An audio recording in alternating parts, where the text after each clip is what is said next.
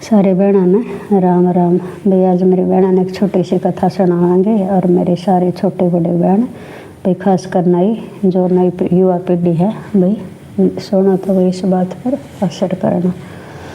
भाई जिस तरह भाई समाज की जो रीढ़ की हड्डी या परिवार की लाले तो एक भाई स्त्री हुआ है, तो इसका पीछे एक कहानी है। तो भाई जिस तरह भाई एक लड़की की शादी हो जाए है तो वह 5वीं पास हुआ है और उनका छोटा सा परिवार हुआ, पति भी हुआ है, देवर भी हुआ, सास ससुर भी हुआ है, भाई सब हुआ है। तो फिर क्या करा है ना, तो जिस तरह भाई गरीबी के हालात हुआ है, शादी होने के बाद तो उसका पति मना कर दे भाई मैं पढ़ाई नहीं करता। तो फिर वह पत्नी कहने लग जाए भाई आप पढ़ाई को छोड़ो, भाई आप पढ़ाई तो जारी रखो। और जिस तरह फिर वो भाई घर का खर्चा भाई किस तरह चलेगा, तो भाई जैसे भाई देवर भी पढ़ा था और सास ससुर भी थे, परिवार था, सारा परिवार का खर्चा भाई किस तरह चलेगा। तो वह पत्नी कहने लगी भाई मैं सिलाई मशीन ले रही हूँ, भाई मैं अपने मायके से सिलाई मशीन ले रखे बना और मैं कपड़े सिल लूँगी और भाई आपका काम चलाऊँगी। तो वह कहने लगा भाई इसमें क्या काम चल रहा था, भाई इतने खर्चा भाई स्कूल फीस भी चाहे तो मैं भाई थी पढ़ा लूँ चाहे मैं पढ़ लूँ। तो भाई इस पत्नी के कहने तो भाई जिस तरह उसका पति भाई उसने पढ़ाई जारी रखी।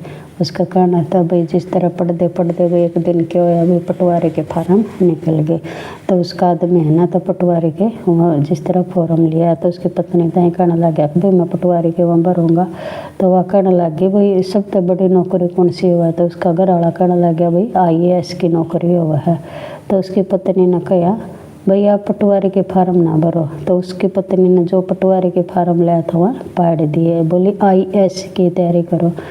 तो उसका घरवाला भाई जिस तरह पढ़ता रहा तैयारी करता रहा। तो भाई एक दिन ऐसा हुआ भाई IAS की भी जिस तरह भाई उसके फॉर्म निकल गए और उसका घरवाला ने फार्म भर दिए।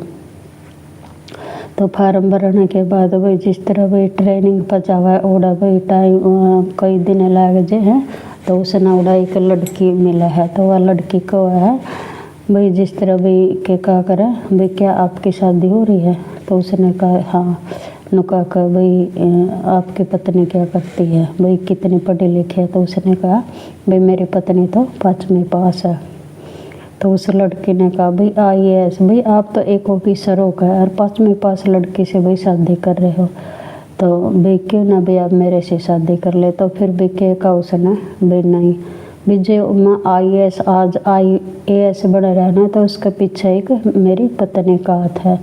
तो वह भाई जिस तरह 5वीं पास नहीं है, वह जो आज ये IAS है तो वह खुद आज IAS है। क्यों भाई कोई भी कार्य हो भाई जिस तरह भाई अपने संत हुए हैं या कोई बड़े जिस तरह वैज्ञानिक हो या कुछ भी हुआ, तो उनका सबका पीछे भाई स्त्री का हाथ हुआ है। तो भाई जिस तरह ट्रेनिंग कर कर आने के बाद भाई उस अपनी पत्नी से मिला और अपनी पत्नी को भी उसने सारी बात बताई भाई जिस तरह भी निर्णय मिले। भाई आज समाज में भी कैसे कैसे भी जिस तरह भी लोग हैं स्त्री अच्छे कुछ भी ला ले कर ले।